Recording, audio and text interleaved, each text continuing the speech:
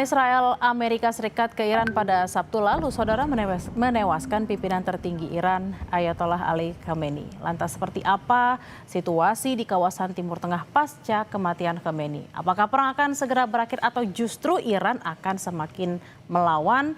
Kita bahas bersama pengamat Timur Tengah Hasibullah Satrawi melalui sambungan Zoom.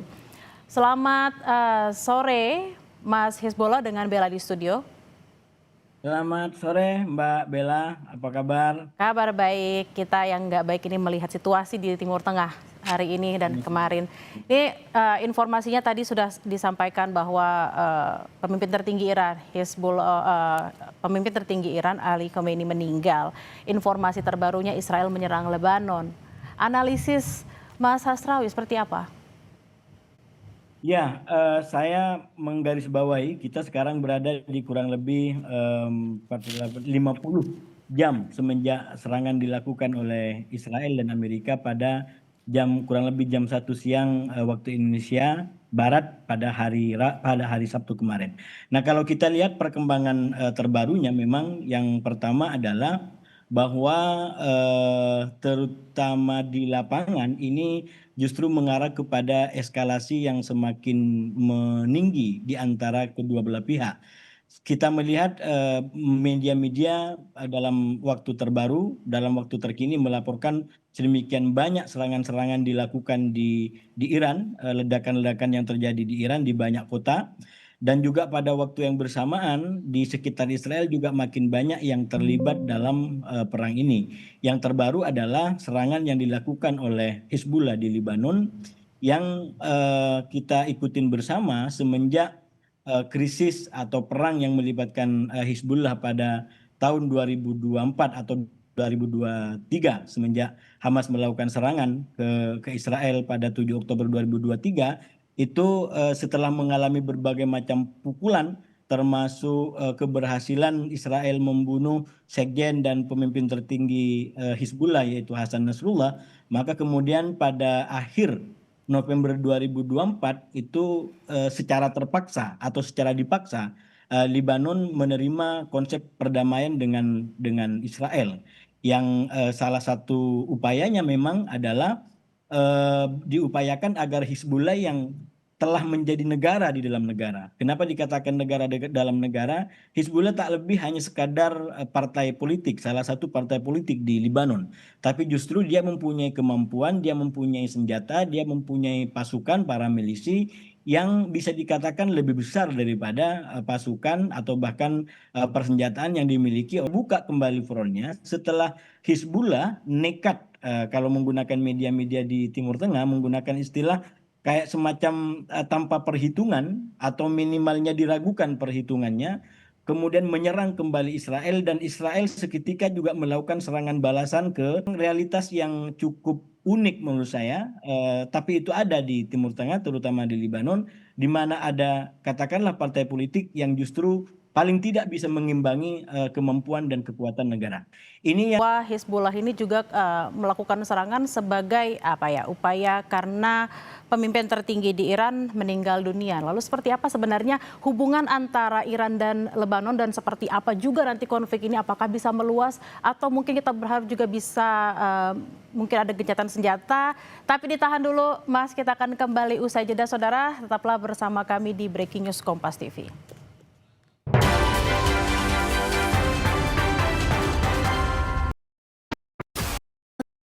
Ya.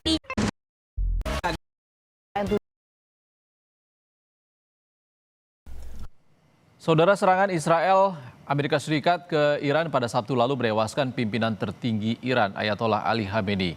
Lantas seperti apa situasi di kawasan Timur Tengah pasca kematian Khamenei?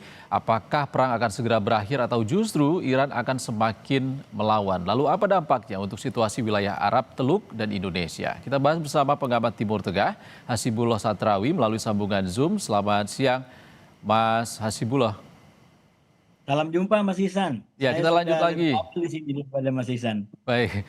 Mas Hasibullah, tadi kita sempat terhenti karena break. Tadi kita pembahasan dengan Bella sampai pada soal serangan dari Lebanon ke wilayah Israel. Ini Anda melihatnya bagaimana Hizbullah apakah punya niat yang sama untuk membentengi Iran dari proksi-proksi Amerika Serikat dan juga Israel di kawasan Timur Tengah, Mas Hasibullah? Ya, saya rasa memang masuknya Hizbullah ke lintasan perang di hari ketiga semenjak perang ini dilakukan pada hari Sabtu kemarin, ini menambah kompleksitas dari perang ini. Saya ingin menjelaskan Hizbullah ini kalau dilihat dari minimal propagandanya yang selalu disampaikan selama ini, dia memiliki persenjataan, dia memiliki kemampuan yang cukup disegani, terutama kalau dibandingkan dengan katakanlah milisi-milisi pro Iran yang lain, Hamas atau bahkan disampaikan. Apakah memang tidak ada atau justru itu cuma gertakan? Nah itu yang menurut saya juga masih menjula, termasuk masuk pada fase melepas senjatanya dengan alasan bahwa senjata-senjata itu sejatinya hanya untuk pada akhirnya dilabrak atau tidak diindahkan oleh Hizbullah. Dan menurut saya faktornya adalah karena tadi dia sudah berada dalam posisi yang tidak lagi bisa menahan, terutama dengan keberhasilan Amerika dan Israel membunuh pemimpin tertinggi Iran yaitu Ayatollah Ali Khamenei, Mas. Oke, Mas Hasibullah, seberapa besar kekuatan Hizbullah sebenarnya? Kalau kita tahu kan militan yang didukung oleh Iran di kawasan Timur Tengah ini tidak cuma Hizbullah, ada juga militan Houthi seperti itu. Seberapa besar sebenarnya kekuatannya? Ya, itu yang menurut saya nanti kita lihat bersama-sama. Sebenarnya Hizbullah ini punya kemampuan seperti apa gitu. Karena sekali lagi perang tahun 2024 sendiri itu belum sampai pada pembuktian itu. Karena kemudian Israel sudah berhasil menghancurkan sedemikian banyak apa namanya daftar pimpinan-pimpinan utamanya. Dan terutama adalah Hasan Nasrullah itu sendiri.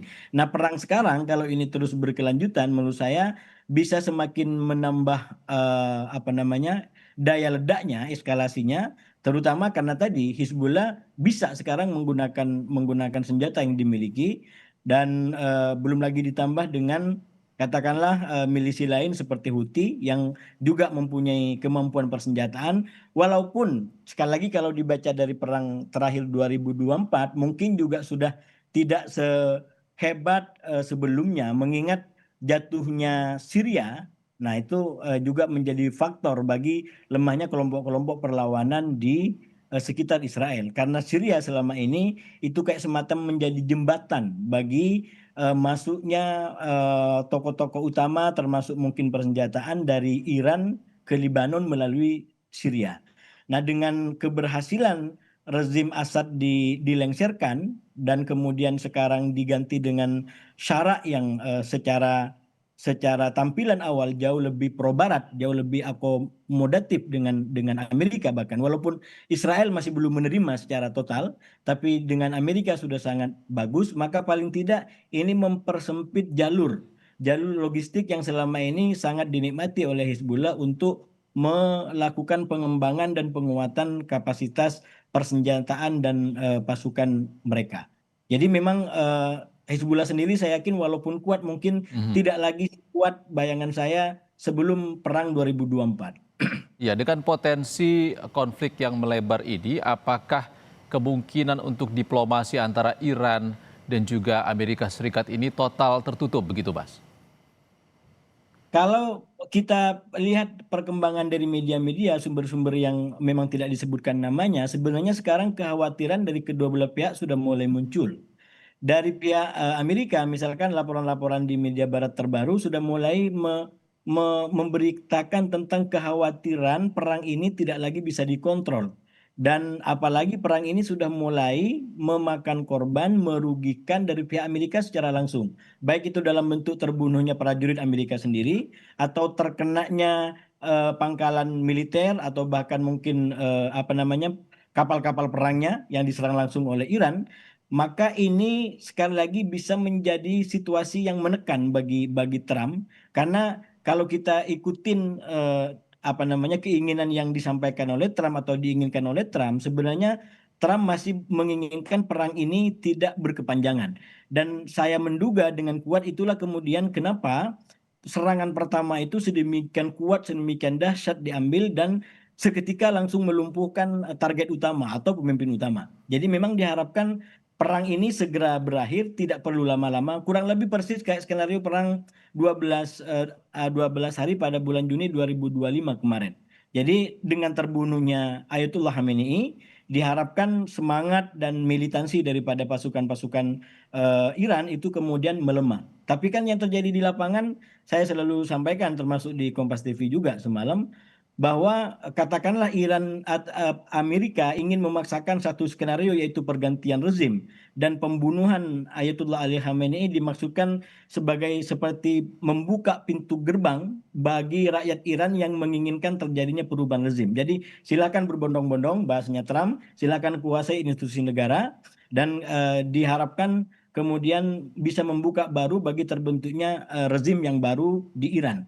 Tapi persoalannya apakah itu yang akan terjadi? Atau yang terjadi adalah yang saya sebut sebagai skenario kedua, justru yang terjadi adalah penguatan dan pembaharuan, pengukuhan revolusi Islam Iran yang ditandai dengan semangat perlawanan yang lebih kuat lagi sebagaimana pada tahun 79 revolusi ini pecah dan kemudian menargetkan menghadapi musuh yang sama yaitu Amerika dan Israel. Nah, kalau yang terjadi adalah yang kedua, maka menurut saya sekarang justru kekhawatiran juga bisa dirasakan oleh Donald Trump terutama. Kalau Israel mungkin kita kesampingkan dulu karena memang dia ingin dalam tanda kutip barangkali dapat pencapaian tertinggi dan yang banyak membayar adalah Amerika. Jadi kita bedah Amerikanya. Kalau yang terjadi adalah skenario kedua, maka sekarang berarti sangat mungkin sesuai dengan media-media di barat yang sudah mulai memberitakan, kekhawatiran mulai muncul. Jangan-jangan yang terjadi adalah bukan skenario pertama, bukan pergantian rezim, tapi yang terjadi adalah justru pengukuhan rezim, pengukuhan revolusi Islam Iran, pembaharuan revolusi Islam Iran. Dan kalau ini yang terjadi, maka sangat wajar kalau kemudian Amerika menaruh kekhawatiran karena ini akan menjadi perang panjang dan sekali lagi Amerika juga punya pengalaman tidak baik dengan perang panjang yang tidak berpihak kepada mereka. Nah, kalau asumsi ini yang terjadi, maka kemungkinan untuk membuka peluang untuk mediasi, perundingan, ini menurut saya bisa diambil oleh para pihak. Saya terus terang menghargai dan mengapresiasi pemerintah Indonesia melalui Pak Prabowo yang sudah mengusulkan untuk menjadi mediator. Cuman kalau cuman Indonesia sendiri mungkin ini masih terlalu banyak kekurangan. Saya juga di Kompas TV semalam menyampaikan mungkin perlu disampaikan beberapa negara, misalkan Turki dengan Erdogan dan Rusia dengan Putin yang memang punya pengaruh juga kepada para pihak yang sekarang bertarung di Timur Tengah. Atau kalau mau ditambah lagi, kalau masih ada dan berkenan, yaitu negara-negara di Teluk seperti Oman yang memang selama ini sudah menjalankan tugas, menjalankan fungsi sebagai mediator. Nah, dengan adanya formula, dengan adanya mediator lintas negara ini, maka sebenarnya ada harapan dua pihak ini atau para pihak ini bisa kemudian dipaksa untuk masuk ke perundingan. Dan kalau kita lihat presidennya, sebenarnya mediator lintas negara ini sudah berjalan lama, terutama dalam konteks di Gaza, itu sudah biasa Qatar, Mesir dan Turki itu menjadi mediator dan kenyataannya Amerika juga berarti berempat, yaitu Amerika, kemudian Qatar, lalu kemudian Turki, lalu kemudian Mesir. Jadi mediator untuk membawa Hamas dengan Israel ke meja perundingan dan bahkan sampai sekarang berhasil gencatan senjata diperlakukan walaupun Israel masih melakukan pelanggaran di sana sini. Ya, Nah, siapa tahu formula yang sama juga bisa dilakukan untuk konteks perang di antara Amerika, Israel, dan Iran. Jadi mediator lintas negara. ya. Apakah kuncinya di sini adalah Amerika Serikat? Dan terkait dengan mediasi ini, perlukah keterlibatan dua negara besar lainnya secara militer seperti Rusia dan juga Tiongkok? Mas Hasibullah, nanti akan kami tanyakan kembali usai jeda di Breaking News Kompas TV. Saudara, Israel meluncurkan serangan ke ibu kota Lebanon, Beirut. Serangan dilakukan setelah kelompok militan Lebanon Hizbullah menembakkan misil ke perbatasan Israel Senin dini hari. Imbas serangan itu, sejumlah warga meninggalkan tepi selatan kota Beirut pada Senin dini hari. Hal ini dilakukan setelah juru bicara militer Israel mengeluarkan peringatan darurat bagi penduduk di lebih dari 50 wilayah sepanjang selatan dan timur Lebanon untuk mengevakuasi diri. Juru bicara tersebut bilang serangan Hizbullah memaksa militer Israel untuk melawannya dan meminta warga sipil meninggalkan rumah mereka. أول مرة طلعوا 3 انفجارات كانوا بعاد شوي، طلعنا على السطح ولقينا إنه في 3 انفجارات كانوا ورانا مبين الدخنة بس. بعد 10 دقايق بيرجع بصير تفجير ثاني ورانا تماما. بننزل كلياتنا بنهرب لتحت، وبضل شي 10 دقايق كمان بترجع بتنزل الضربة الأخيرة. 3 غارات ورا بعض والحمد لله نحن بخير وجينا لهون. Saudara, kita masih membahas situasi di kawasan Timur Tengah pasca kematian Khamenei. Apakah perang akan segera berakhir atau justru Iran akan semakin melawan? Lalu apa dampaknya untuk situasi wilayah Arab Teluk dan juga Indonesia? Masih bersama dengan pengamat Timur Tengah Hasibullah Satrawi melalui sambungan Zoom. Mas Hasibullah masih bersama kami ya? Siap, Mas Iksan. Mas, untuk mencegah perang di kawasan Teluk ini semakin meluas, solusi diplomatik ini kan dibutuhkan. Lalu dua negara lain yang juga disebut punya kedekatan strategis dengan Iran seperti Rusia dan juga Tiongkok. Ini sudah mengeluarkan kecaman melalui Menteri Luar Negerinya. Bahkan Menteri Luar Negerinya juga sudah berkomunikasi seperti itu. Bagaimana Anda melihat peran kedua negara ini, Tiongkok dan juga Rusia? Sejauh apa mereka akan berperan? Ya, justru kalau kita berbicara tentang kemungkinan atau peluang daripada diplomasi, maka dengan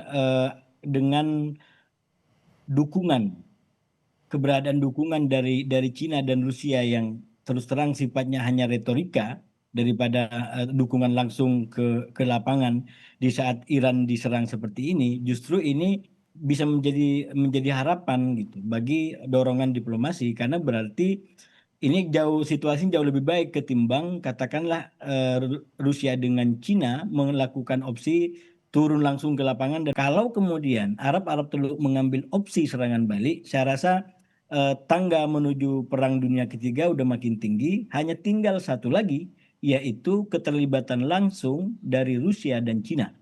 Kalau kemudian Arab Teluk melakukan serangan balik, kemudian ditambah Rusia dan Cina membackup langsung, turun langsung di bidang tempur ini, maka apa yang mungkin diprediksi oleh para ahli, para pihak sebagai Perang Dunia Ketiga itu akan betul-betul pecah.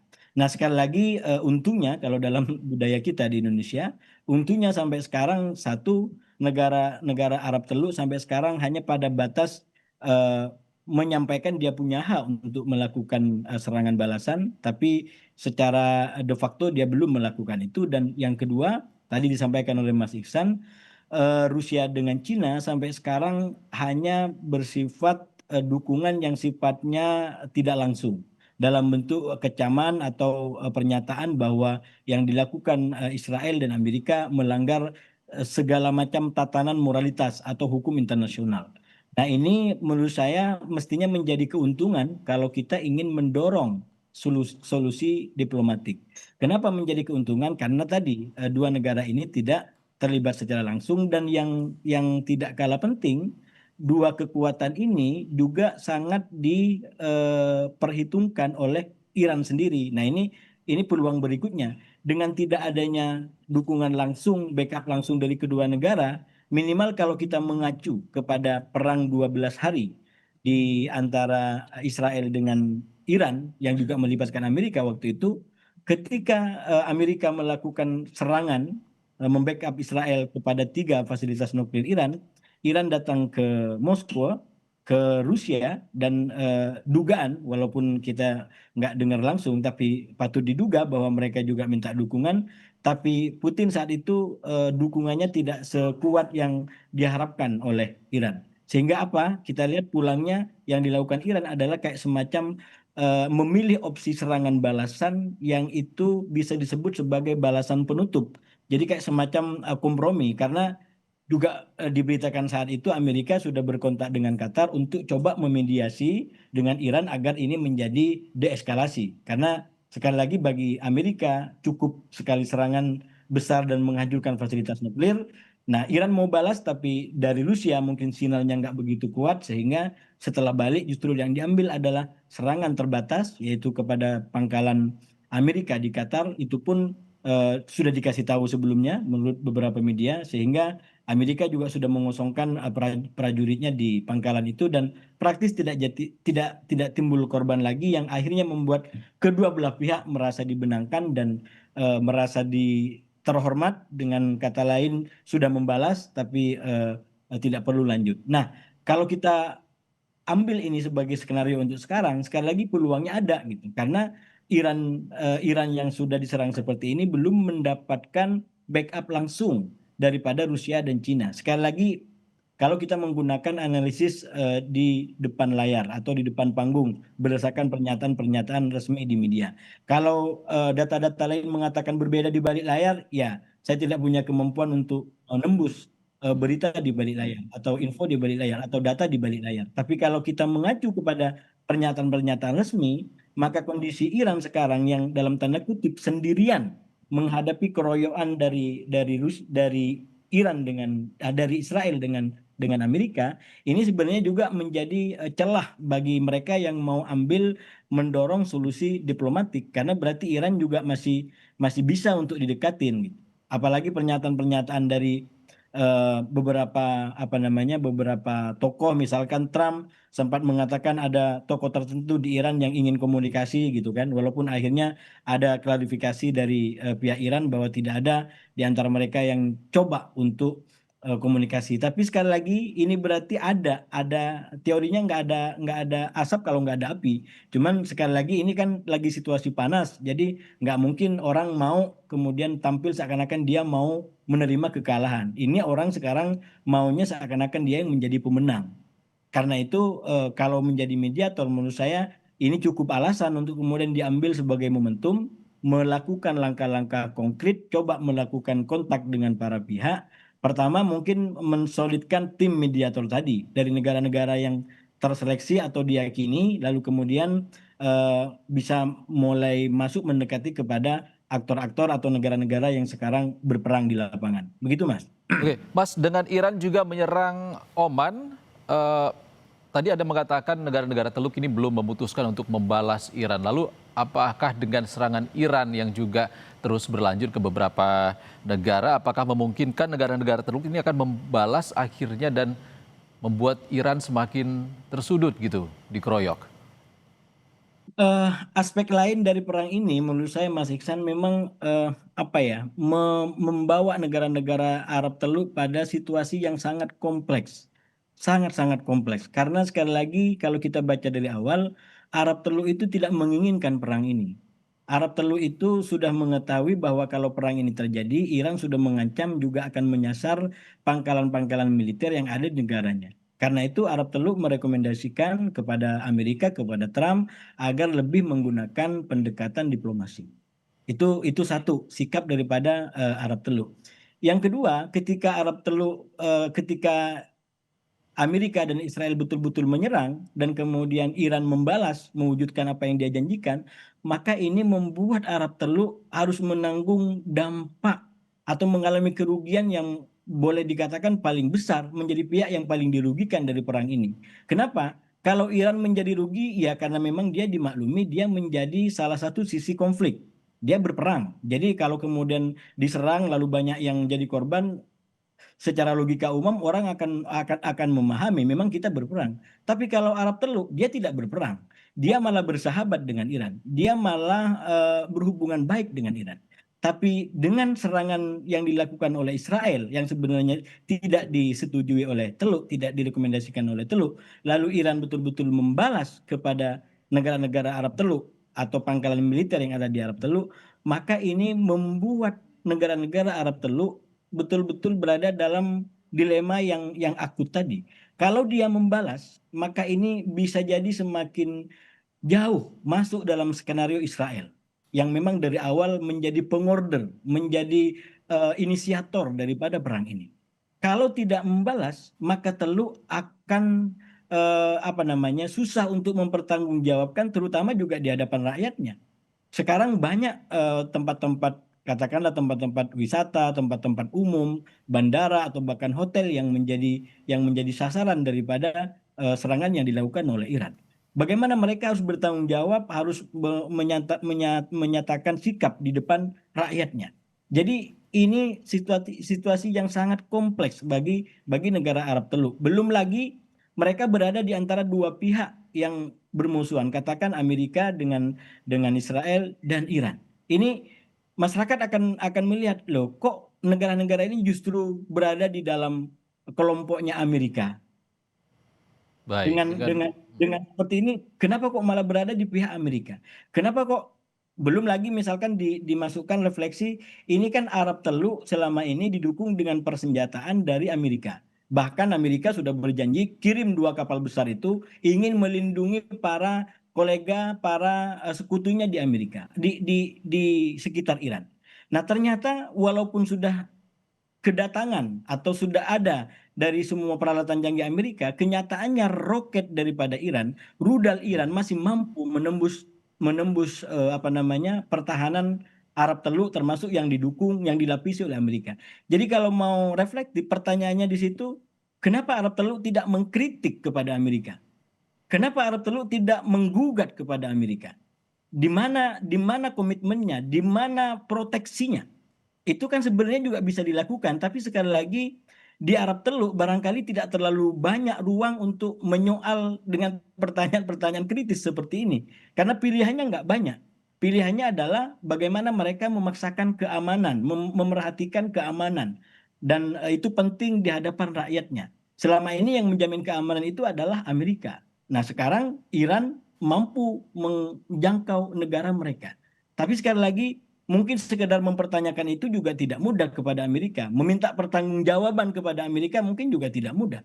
Sekali lagi karena mereka juga sudah menjadi korban seperti ini, dan yang paling mudah adalah dengan Iran gitu. Kenapa kamu serang kami? Yang ini kalau saya menggunakan bahasa yang digunakan oleh wartawan lebih utuh, dan lalu konklusi sikapnya dukung A, tidak dukung B. Nah ini menurut saya kita harus juga memberikan informasi ke publik, kepada masyarakat kita, dan semoga dari itu masyarakat kita juga bisa mengambil sikap. Iya, dengan kompleksnya situasi di sana akan banyak skenario yang masih bisa terjadi. Terima kasih Mas Hasbullah Satrawi, pengamat Timur Tengah, sudah berbagi pandangan bersama kami di Breaking News Kompas TV. Terima kasih Mas. Saudara, Breaking News Kompas TV.